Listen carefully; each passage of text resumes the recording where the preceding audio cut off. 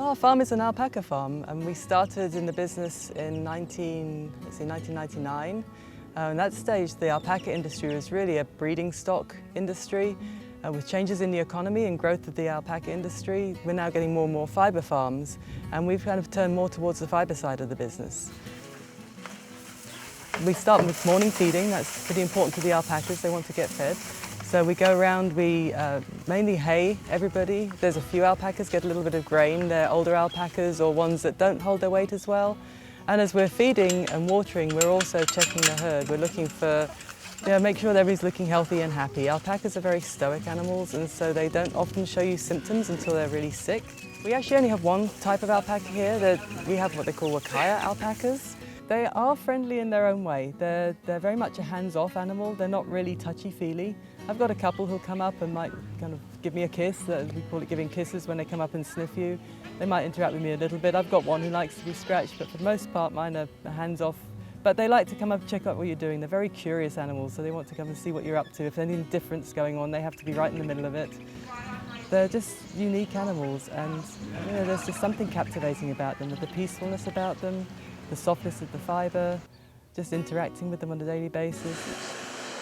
Well, today we're shearing. This is our annual harvest, so as to say. We're harvesting our fleece. We've got a lot of very good volunteers today, and our farm is kind of a community. We've got people who've come together from one reason or another, who've met through the alpacas, and then at shearing time we ask people to volunteer, and these people all come out and give their time freely and willingly, and we have a good time together. It's a dirty job, but we all enjoy doing it, and so we've got several volunteers out there. Having 76 alpacas and shearing our own alpacas, we're slower than a professional shearer, so it takes us several weekends to get this done. So each day we know what colours we're going to be doing. I have a sheet of animals, and I know which animals we're going to be shearing. And then once the alpaca's down on the ground, then what we're going to do is take the coarse belly fibre away first. We don't want that contaminating the softer fibre.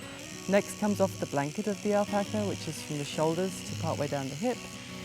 And then after that we start to take off the upper legs and the neck, and then we finish up by trimming and clearing up all of the lower legs and belly that might be left on, and that all goes in our rug bins to be made into rugs or insulation. If we pull a sample of the alpaca, I can send that off to have it tested in a laboratory if I want to.